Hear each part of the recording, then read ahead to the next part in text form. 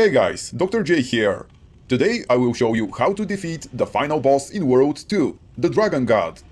This is not really a fight, we just need to activate a couple of ballistas, so it doesn't matter what our build is or what weapon we're using. I will again be using footage from my walkthrough, so you'll see how I'll deal with it from the perspective of a mage. But even if you're using a melee weapon, you have to do pretty much the exact same thing. The only thing you'll probably want to prepare if you're planning on using magic is a bow. It's not strictly necessary, but it will make it a bit easier.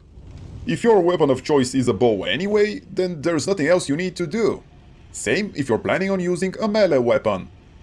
Okay, I don't think there's anything else to say, so let's start the boss fight. We'll start off by going straight ahead down this corridor towards the pit where the boss is chilling. The whole gimmick of this fight is to stay hidden from the gaze of the Dragon God, while making our way towards the ballistas on the two sides of the pit. On the way to those ballistas, there will be several piles of rubble we'll need to destroy in order to progress. We can do that with any kind of weapon that deals damage. I'm pretty sure consumables like the firebomb will also work, but I haven't tried it. The most important thing we should remember is to stay out of sight of the boss. There's plenty of columns we can stand behind, so that's not really a difficult task. Next to the first few piles of rubble, there is a column, so you can just run to them and use a melee weapon if you'd prefer. But the safest way is again by using a ranged weapon. The reason why I said it's a good idea to bring a bow even if you're using magic is so you can aim your spells more easily. Obviously, if you're a bow user, then you'll be doing that anyway. So yeah, this is the last pile of rubble on the path to the first ballista. Now that we've cleared it, we just need to wait until he looks the other way and make a run for the ballista. It's easy to figure out if the Dragon God has found out where we are. As long as his eyes glow yellow, we are fine. Once we reach the platform where the ballista is, we'll be safe from the boss. All we have to do now is activate it.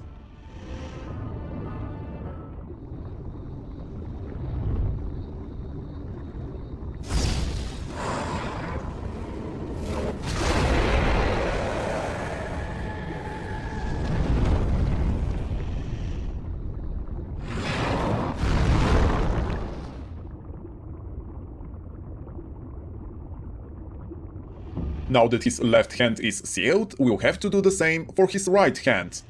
Thanks to him destroying the first ballista, a new path has opened to the second one. It's basically more of the same. We'll have to destroy a few more piles of rubble before we reach the second ballista.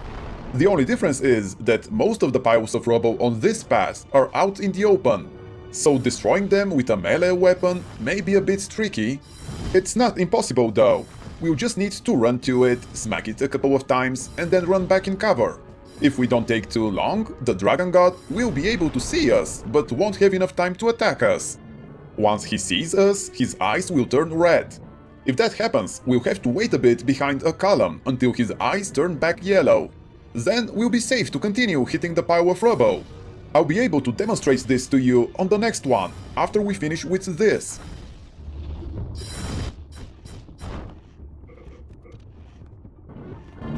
This is the second to last pile. We could have kept using the soul arrow for this one, but in my walkthrough I wanted to conserve some mana and give my fragrant rings some time to replenish it. Which is fortunate, because I can now show you how you can destroy these piles with a melee weapon. Of course, it takes quite a bit longer compared to using magic or a bow, but it's not like it's particularly difficult.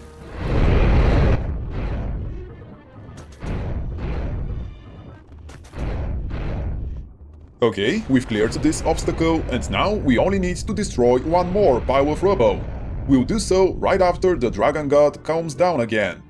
The last pile of rubble is too far away from any cover and it's out of range of the soul arrow, so we were kind of forced to use a melee weapon to clear it.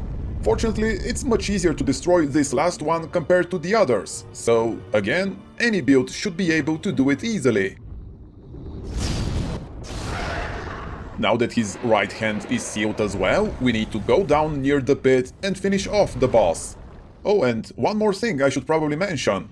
I keep saying that you can destroy the rubble with a bow and arrows, but I guess I should clarify that you need a really good bow to be able to do it. Something like a sticky compound long bow plus 5 and heavy arrows. Anything less than that and you probably need to use more arrows than you can carry. Anyway, once we reach the boss, we'll have to lock on to his soul lock-on point and start hitting him with whichever weapon we want to use. The only thing we should be mindful of is not standing in front of his mouth when he's breathing out, as his breath will hurt us quite a bit. And that is pretty much it. This is definitely the easiest Archdemon fight, as long as you know what to do. If the video was helpful to you, I would appreciate it if you press the like button and subscribe to my channel. And of course, I'd love to hear your thoughts about this boss fight. Which weapon did you guys use to clear the piles of rubble? Well, that was it from me, so goodbye and see you next time.